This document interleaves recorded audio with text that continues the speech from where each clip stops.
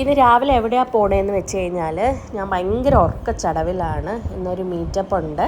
അപ്പോൾ ലേക്ക് പാലസ് കഴക്കൂട്ടത്ത് വെച്ചിട്ടായിരുന്നു ഞങ്ങളുടെ മീറ്റപ്പ്. അപ്പോൾ ഉറക്കത്തിൻ്റെ ഒരു ലാഞ്ചിനെയൊക്കെ എൻ്റെ മുഖത്ത് നല്ല വ്യക്തമായിട്ട് കാണാമായിരുന്നു. അപ്പോൾ ഞങ്ങളിപ്പോൾ റെയിൽവേ ക്രോസിൻ്റെ ഫ്രണ്ടിൽ ഇങ്ങനെ ബ്ലോക്കിൽ പെട്ട് കിടക്കുവാണ്. ഓൾറെഡി ഞാൻ ഭയങ്കര ലേറ്റാണ്. അപ്പോൾ അതിൻ്റെ ഒരു ഫെസ്ട്രേഷനൊക്കെ എനിക്കുണ്ടായിരുന്നു. പാവം ആ അപ്പൂപ്പനെ കണ്ടപ്പോൾ എനിക്ക് ലോട്ടറി എടുക്കണമെന്നുണ്ടായിരുന്നു. പക്ഷേ എൻ്റെ മൈൻഡ് ആകെ ഡള്ളായിരുന്നു. കാരണം എത്രയും പെട്ടെന്ന് എത്തണം എന്നുള്ള ഒരു രീതിയിൽ. കാരണം 8 മണി കഴിഞ്ഞാൽ പിന്നെ മീറ്റപ്പിന് കയറ്റത്തില്ല. അതാണ് ഏറ്റവും വലിയൊരു സ്ട്രിക്റ്റ് റൂളെന്ന് പറയുന്നത്. പിന്നെ ഞങ്ങൾ നേരെ നല്ല ഒരു 80 സ്പീഡിലൊക്കെ ഞാൻ ഓട്ടിച്ച് നേരെ ലേക്ക് പാലസിൻ്റെ ഫ്രണ്ടിൽ എത്തിയപ്പോഴേക്കും ഭയങ്കര ജാം. വണ്ടികൾ അടുക്കടുക്കായിട്ട് കയറാൻ വേണ്ടി കിടക്കുവാണ്. പിന്നെ സെക്യൂരിറ്റി ചേട്ടൻ വന്ന് പറഞ്ഞു ഇവിടെ ഭയങ്കരമായിട്ട് ക്ലോസ്ഡ് ആണ്. സോ നിങ്ങൾ റോഡിൻ്റെ ഏതെങ്കിലും ഒരു സൈഡിൽ കൊണ്ട് പാർക്ക് ചെയ്യും, മറ്റേ വണ്ടികൾക്കൊക്കെ പോകാൻ പറ്റണം എന്നൊക്കെ വന്ന് റിക്വസ്റ്റ് ചെയ്തു. അങ്ങനെ ഞങ്ങൾ നേരെ കൊണ്ട് റോഡിൻ്റെ സൈഡിൽ പാർക്ക് ചെയ്തു. അപ്പോൾ എൻ്റെ കൂടെ സഞ്ജിത്ത് ഉണ്ടായിരുന്നു. വെക്കേഷൻ അല്ലേ, അപ്പോൾ എൻ്റെ കൂടെ വന്നിട്ട് ഇതൊക്കെ നോക്കിക്കണ്ട് പഠിക്കണം എന്ന് വിചാരിച്ചത് കൊണ്ട് ഞാൻ അവനെയും കൂടി തൂക്കിയെടുത്ത് കൊണ്ടുവന്നു.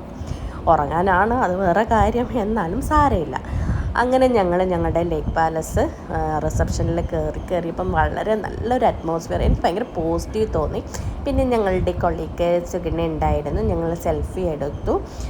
8 മണിക്കുള്ള ഒരു സെക്ഷൻ കഴിഞ്ഞു 10 o'clock വരെ ഉണ്ടായിരുന്നു. അപ്പോഴേക്കും എനിക്ക് ഭയങ്കര വിശപ്പ് വന്നു. നേരെ റെസ്റ്റോറൻറ്റിലോട്ട് വിട്ടു.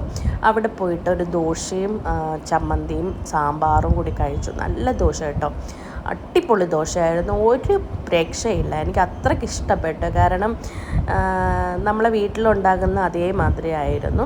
ഞാൻ സുഗുണയ്ക്ക് ഫസ്റ്റ് എടുത്ത് വെച്ചു. അപ്പോൾ സുഗുണ പറഞ്ഞു വേണ്ട മാഡത്തിനല്ലേ വിശപ്പ്, മാഡം തന്നെ കഴിച്ചോ എന്ന് പറഞ്ഞു.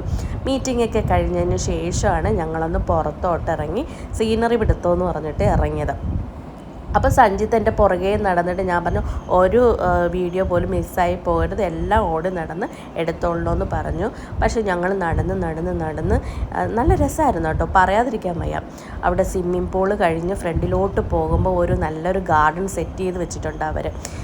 നിങ്ങൾക്ക് വരാൻ ആഗ്രഹമുണ്ടെന്നുണ്ടെങ്കിൽ നിങ്ങൾക്ക് ഒരു ദിവസം വളരെ നന്നായിട്ട് എൻജോയ് ചെയ്ത് സ്പെൻഡ് ചെയ്യാൻ പറ്റുന്ന ഇവിടെ ബോട്ടിംഗ് ഒക്കെ ഉണ്ട്. കാരണം കടലും ഈ റിസോർട്ടൊക്കെ അടുത്തടുത്താണ്. അപ്പോൾ അവർക്ക് പെട്ടെന്ന് പോയി അതിലോട്ട് ജോയിൻ ചെയ്യാനും പറ്റും. അതായത് ബോട്ട് സർവീസൊക്കെ നടത്താനുള്ള ഒരു ഓപ്ഷൻസ് ഇവിടെ ഉണ്ട്. പക്ഷേ ഞാൻ അങ്ങ് അറ്റം പോയില്ല. ഇനി ഞാൻ എവിടെ പോകുന്നതെന്ന് വെച്ചാൽ ഒരു സസ്പെൻസാണ്. അതെവിടെയെന്ന് വെച്ച് കഴിഞ്ഞാൽ ഇവിടെ ഒരു വലിയൊരു ജാമ്പമരം കണ്ടു. എൻ്റെ പൊന്നെ, നാടൻ ജാമ്പയല്ല, ഒരു ഹൈബ്രിഡ് സംഭവമാണ്. പക്ഷെ പുളിപ്പൊന്നുമില്ല കേട്ടോ, എന്നാലും ചെറിയൊരു നല്ലൊരു ടേസ്റ്റ് ആയിരുന്നു. അങ്ങനെ കുറേ ജാമ്പയൊക്കെ അവിടെ നിന്ന് പറിച്ചു. പിന്നെ സാറ് ഞങ്ങളുടെ കുറേ ഫോട്ടോയൊക്കെ എടുത്തു. കണ്ടോ, ഞാൻ നടന്ന് വരുന്നത് കണ്ട് ഇത്രയും ദൂരത്തിലാണ് ഞാൻ വണ്ടി പാർക്ക് ചെയ്തത്. അങ്ങോട്ട് പോയപ്പോൾ ഇത്രയും ദൂരം ഇല്ലായിരുന്നു, ഇങ്ങോട്ട് വന്നപ്പോൾ ഭയങ്കര ദൂരം പോലെ തോന്നി. ഭയങ്കരമായിട്ട് ടയർഡെന്ന് വെച്ച് കഴിഞ്ഞാൽ ഉച്ചയായി, 1 മണിയായപ്പോഴാണ് ഞങ്ങൾ ഇറങ്ങിയത്.